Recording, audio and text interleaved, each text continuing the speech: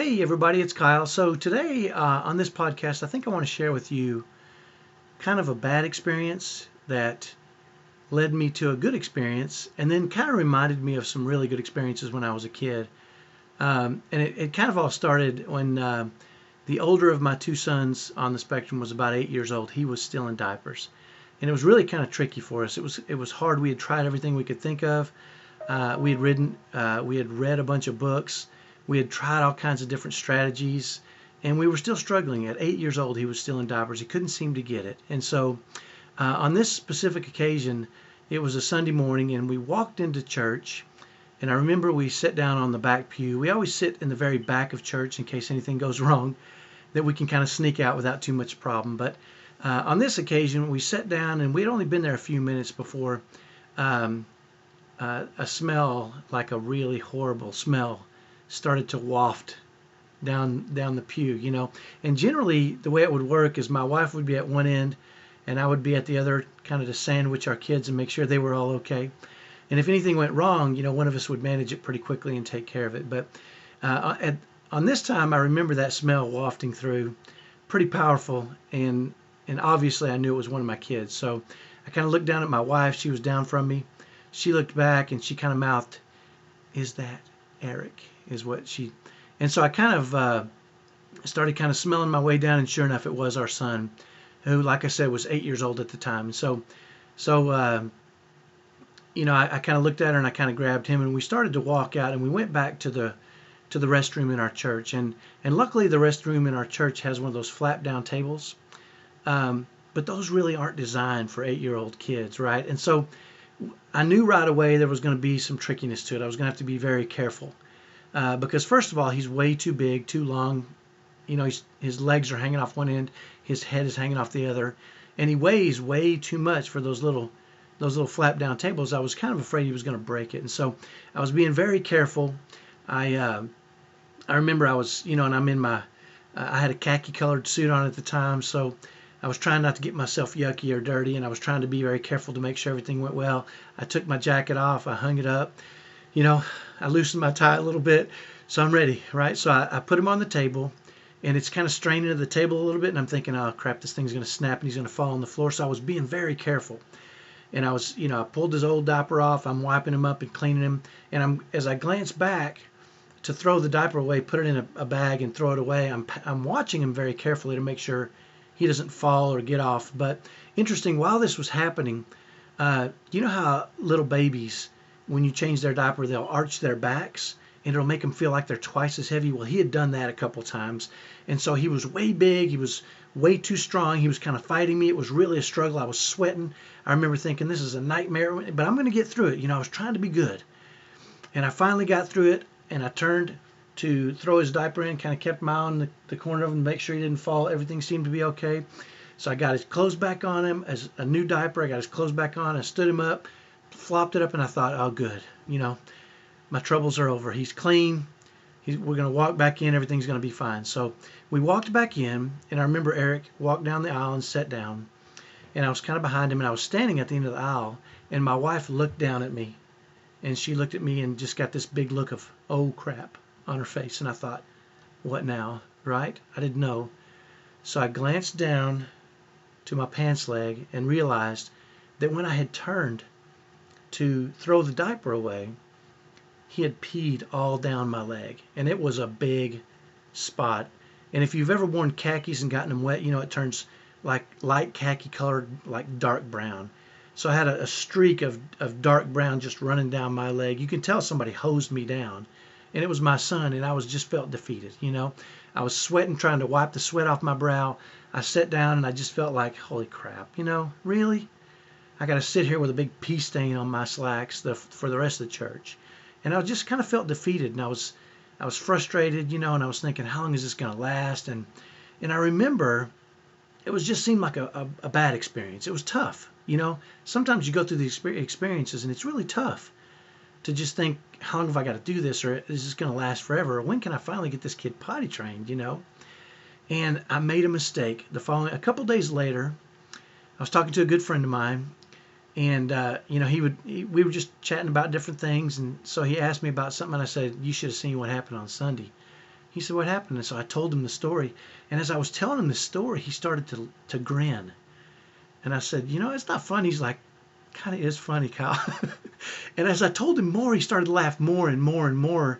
And just before I got through the story, he was cracking up, especially when I told him about just a big stain of urine down the front of my pants. He busted out laughing. I said, it's not funny, man.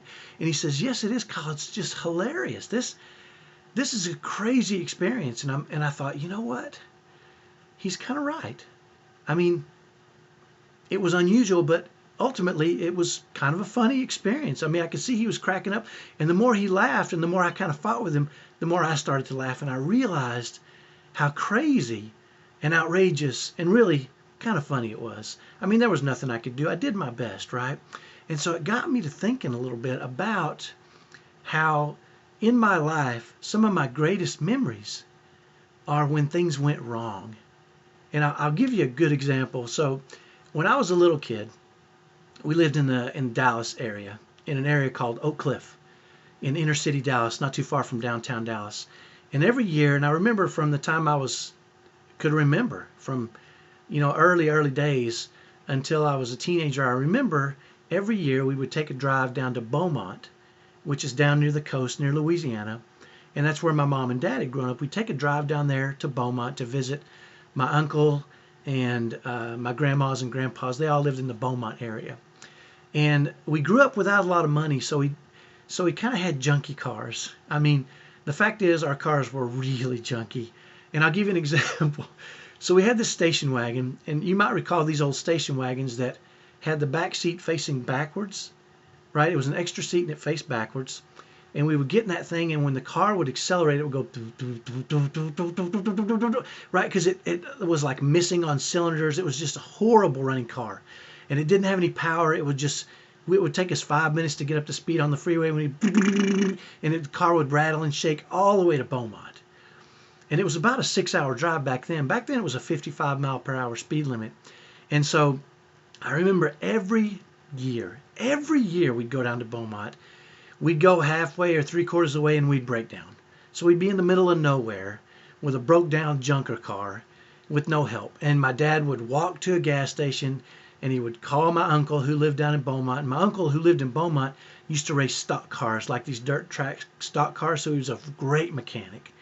So he would drive up, sometimes he would drive up 4 hours from Beaumont to meet us and help us fix our car and then nurse us all the way to Beaumont, right? And so I can remember all those times when we were waiting, sometimes 4 hours for help to arrive. Me and my 2 older brothers, and I had a younger brother and younger sister, there was 5 of us total. We would have to find something to do to pass 4 hours of time, and sometimes we were in the middle of nowhere. I mean, I can remember we found a pond one time where we all went and started fishing. We didn't have any fishing rods. We just took sticks and tied stuff to it and dug up worms and fished for fish. And another time, I remember we were along a fence line and there was no cows. There was nothing along this fence line, and my dad says, guess what? I said, what? He said, if there's cows within distance where they can hear my voice, I can call them. I said, I don't believe it. My dad goes, and made this big, long, crazy, I don't know what it was. It sounded like a moo, but I just remember it was weird. And he just kept doing it. And the longer he did, all of a sudden a cow shows up over the horizon, and more. The next thing you know, there's 30 or 40 cows lined up on this fence, right? And looking back, I can't remember the rest of those trips, anything we did. I can't remember talking to my grandmas or my uncle or aunts, or all I remember is when we were broke down and the crazy, silly, wacky stuff we did.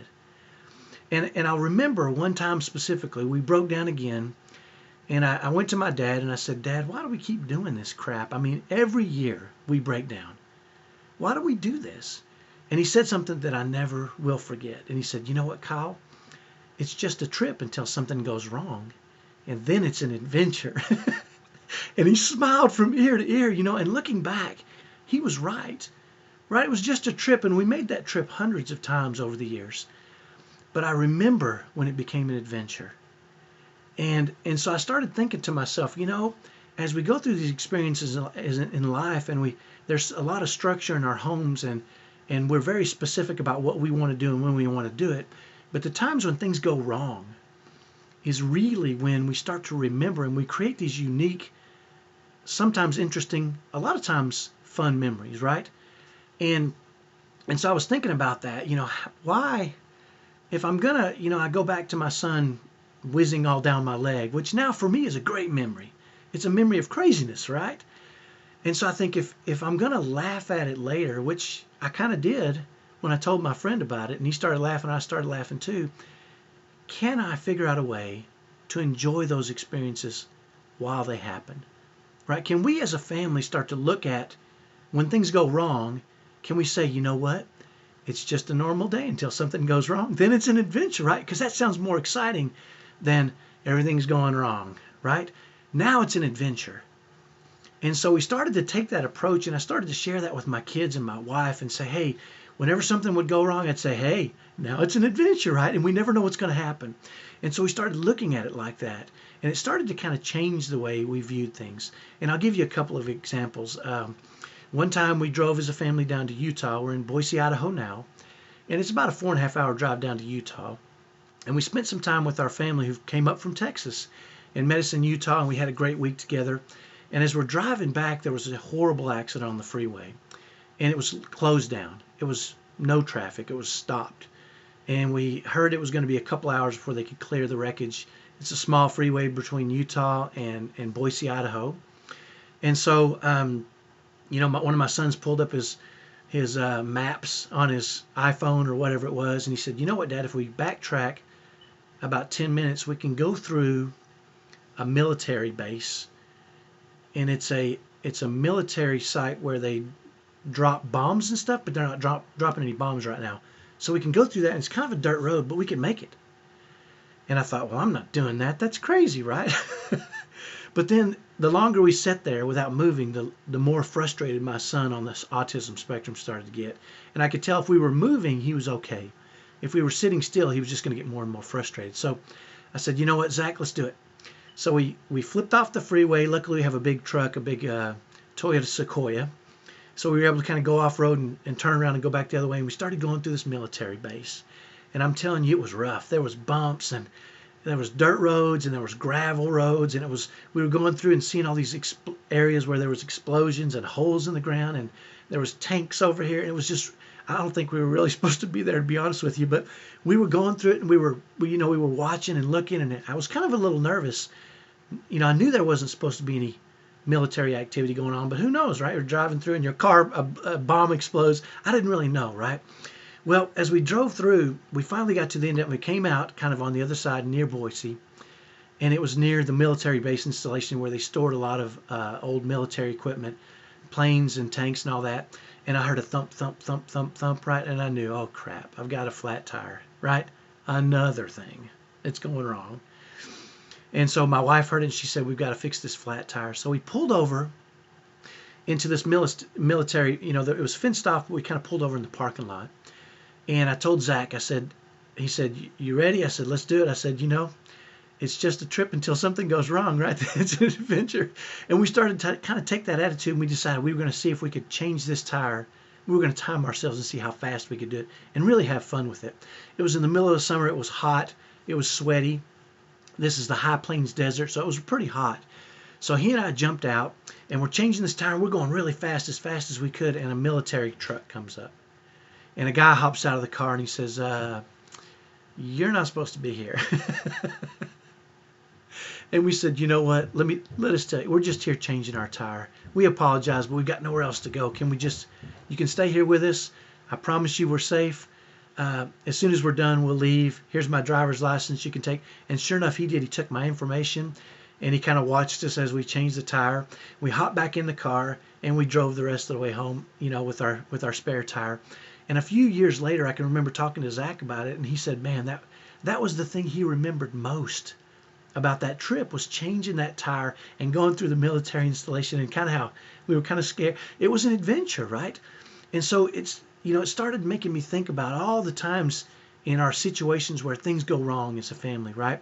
We take our kids to, the Burger King Playland, and they do something crazy, or one of my sons one time slid his pants down the slide, and he was standing at the top where I couldn't get him. I couldn't climb up in there with his diaper on, taunting me, or those kind of things. And so, as a family, we decided to start saying, you know what? Instead of when things go wrong, instead of oh no, we're going to say oh yes, right? Now we get a chance to have an adventure, and now we get a chance to create a memory. And so, the more we started to do that as a family, the more all of our kids started to buy in, and we'd go places and things would go wrong. And instead of getting frustrated and angry or saying this is going to ruin our trip, we would say this is where the adventure starts. And we would fully accept that, and we would try to smile through those experiences, right? And so on multiple occasions following that, I set that as a pattern for my kids. Not just my kids on the spectrum, but my typical kids and my wife. And when things would start to go wrong, I would start to smile and say, you know what? The adventure's beginning, right? Let's see what happens. Let's make sure we document this stuff and remember it. And now, looking back throughout our lives, some of those dramatic and exciting and fun memories we talk about when we sit down are those times when things went wrong. And so I want you to, when you have a moment, to just think about it. Some of the most vivid memories you've probably got are during events that are outside the norm, or when things went wrong, or you were forced to try something new. Those are the kind of things that stick with us. And so I'm going to challenge you in this podcast. I'm just going to challenge you to say, the next time something goes wrong or something doesn't happen the way you want it to, say, hey, now it's an adventure, right? Now it's different, and we're going to create memories, and let's create the kind of memories we can all look back on and enjoy, right? Just like my son who whizzed all down my leg. And every time I tell that story now, I tell it with a smile on my face, because it wasn't the end of the world. It's actually a great story. And when people hear that, they're like, holy crap, right?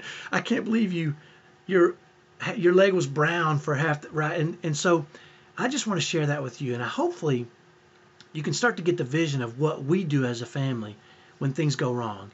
Instead of saying, oh no, here we go, got to go through this crap. What do we do now? We say, oh yes, right? Now it's an adventure. Now's the time where we get to create some unique, weird, wild memories that we'll never forget. And let's have fun with it. And let's do that as a family. So I challenge you to do that, dads. And I challenge you to start modeling that for your kids and for your wife. When things go wrong, let it make you smile and let it make you realize now is when you're going to have those adventures in your life. So hopefully that's helpful. I can't wait to talk to you next time. I've got some really cool stuff planned, and I'll see you then. Talk to you later. Bye-bye.